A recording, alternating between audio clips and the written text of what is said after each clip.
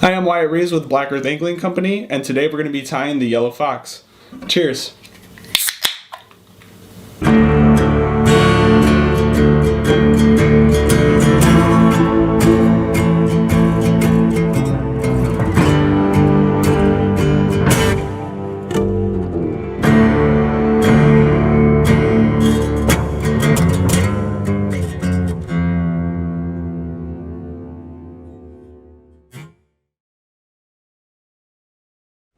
So I'm using a size 8 streamer hook. I like to tie up this pattern in a size 8 and a size 10.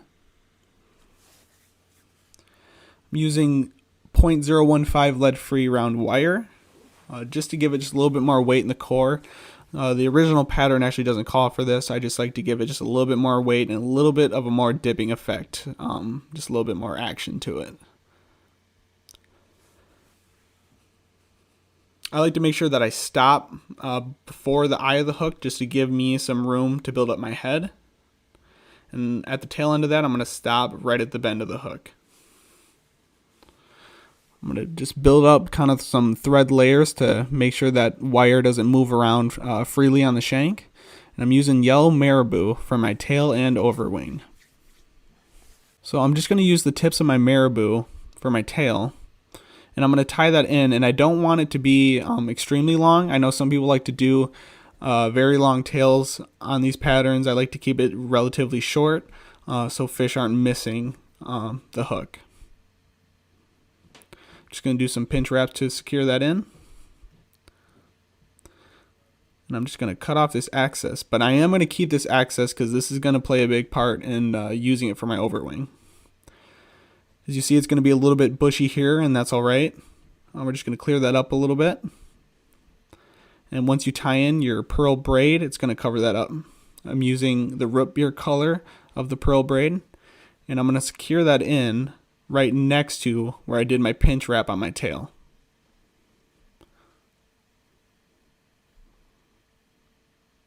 So I'm just going to secure it in right there.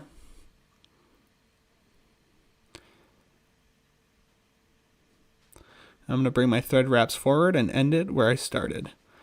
And as you see, that braid is covering up all that bushy stuff right there. I'm just going to bring those wraps forward. I like to overlap them a little bit to give the body a nice even taper to it.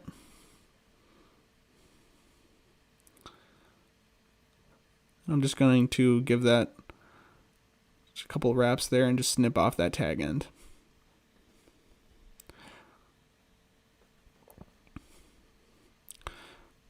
So now is a good time to drink your favorite beer. Keep the blood pumping.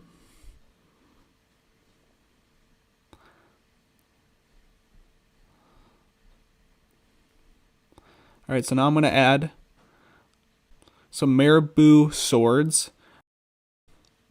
I'm actually using the same piece of marabou that I cut the tips off of, just so I don't waste all that marabou. I'm just going to grab just a nice clump of swords. I like to not get a little bit too bushy with that. I like to keep it just a little bit slender. I like a slender profile on these flies. I'm just going to do some pinch wraps to kind of secure that right where that lead core ended. I'm just going to snip off any excess.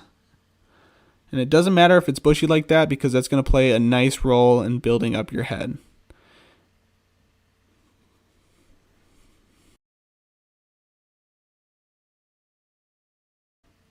So I like to wrap that and make just a tiny head. And then I'm going to be using some fox squirrel tail. And I like to use the backside because the backside seems to be just a little bit more orange. A little bit more orange, and it kind of gives out a nice color profile.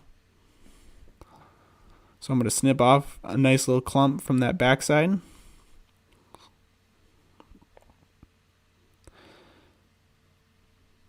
And I'm going to make sure that my bobbin threads ends at right where the head starts, because that's where I'm going to begin my wraps. And I'm just going to do some soft wraps in, and I'm just going to build up that head.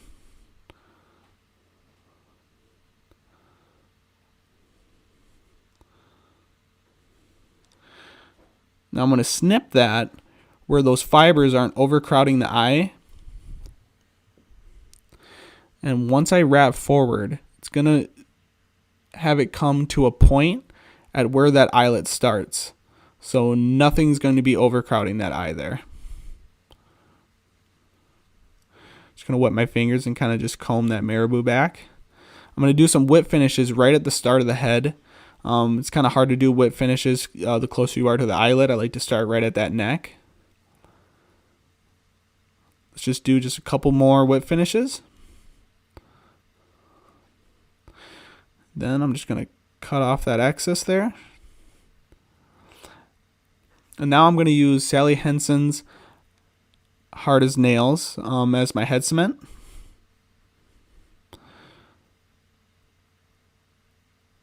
And I'm just going to do a little dollop on that head there.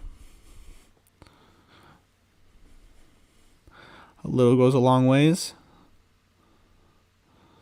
And that should soak right into your wraps.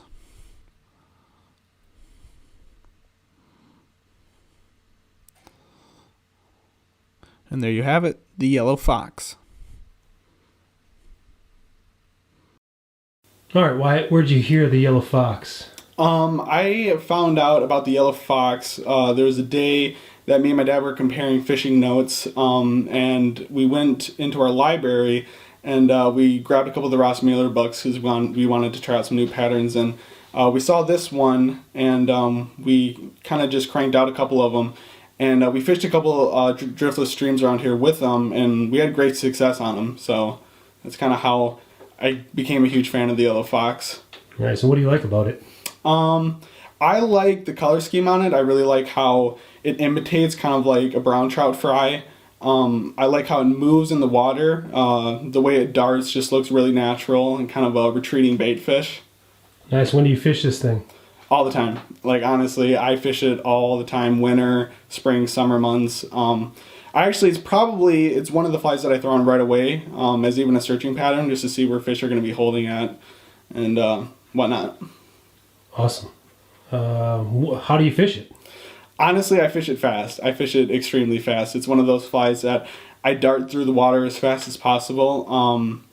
I like what my dad has always told me is you can't strip faster than what a trout can grab. So honestly, I'll fish it fast and aggressive. Excellent. Anything else you want to add about the yellow fox? Honestly, no. I think people should fish it more. It's kind of a slept on fly a little bit. Wonderful. All right. Thanks. Yeah. All right, folks. That does it for this episode of Drinking with Scissors. Thanks for tuning in. And be sure to hit that subscribe button to stay up to date with more Drinking with Scissors episodes. Also, do yourself a favor and head on over to blackearthangling.com to see all the awesome things we're up to. Until next time, cheers.